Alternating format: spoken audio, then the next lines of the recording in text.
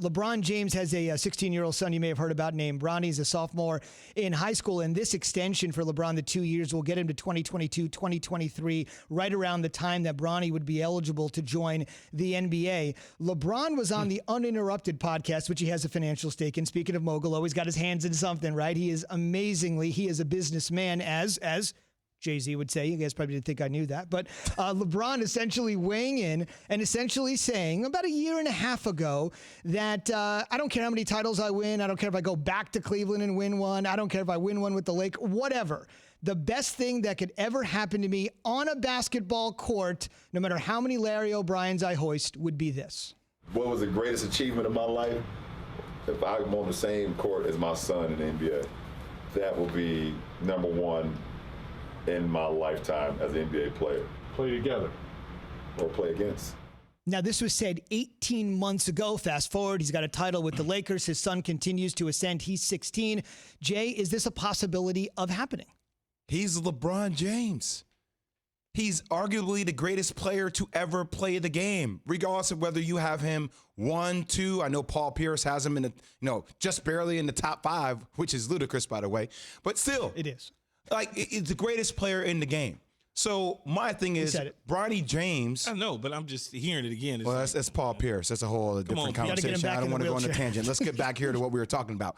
All I'm saying is Bronny James is in a position to go to a top-tier college. If he goes to a top-tier college and if he plays decently, consider he continues to develop, he'll make an NBA roster.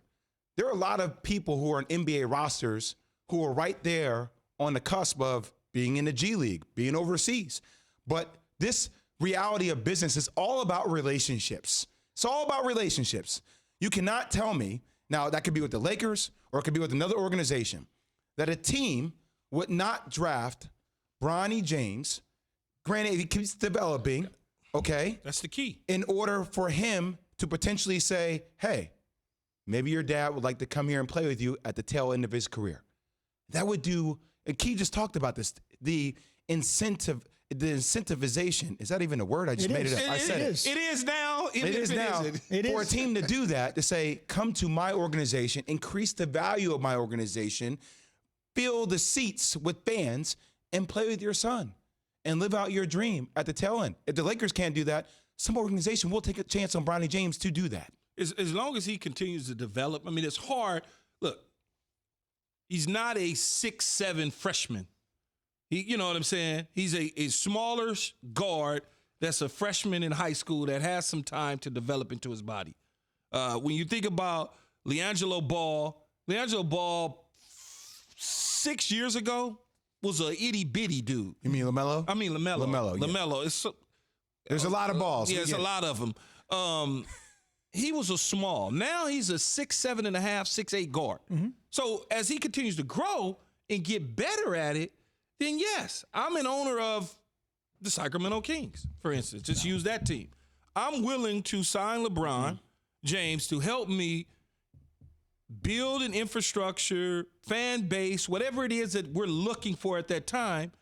And if I draft his son and bring him on the team, that son, obviously, we're not just drafting a guy because he's walking down the street. He's got to have some ability to be able to play, right? And so you would think that LeBron James and his crew is making sure that his son is developing at that level where he'll be able to live that dream. I hope he continues to develop.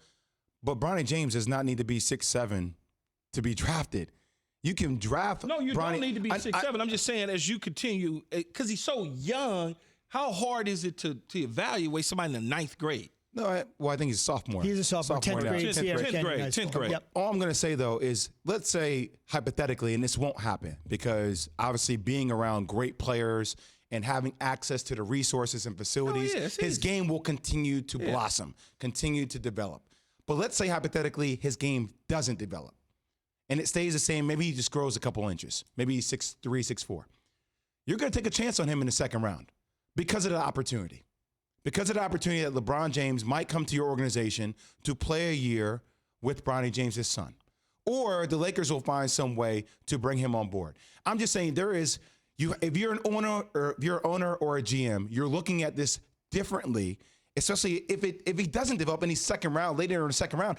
So many teams stash people in overseas for 4 or 5 years. Yeah, let him develop. Yeah, you're telling me you wouldn't do that with Bronny James for the opportunity to bring LeBron James to your organization to increase awareness? You talk about an injection or an infusion of energy with Russell Westbrook going to D.C. Why wouldn't you look at this situation the same thing if you're an owner or GM? I think that's a great point. No, you do. And to my note, the only professional athlete father-son duo was Ken Griffey Jr. That's the only one that I can think. I've been sitting here trying to think. I know there's a lot of fathers who's played, whether it's Michael Thompson and Clay or the Berry family, but not at the same time. I'm glad you mentioned that because I want to give you some context on age. You mentioned LeBron here at 36 and what essentially is going to happen when Bronny is 16, 20-year age difference or thereabouts, if you want to call it.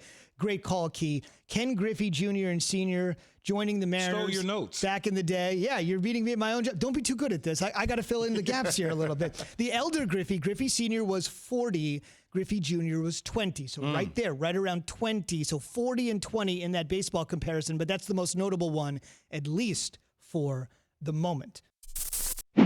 Thanks for watching ESPN on YouTube. For live streaming sports and premium content, subscribe to ESPN Plus right now.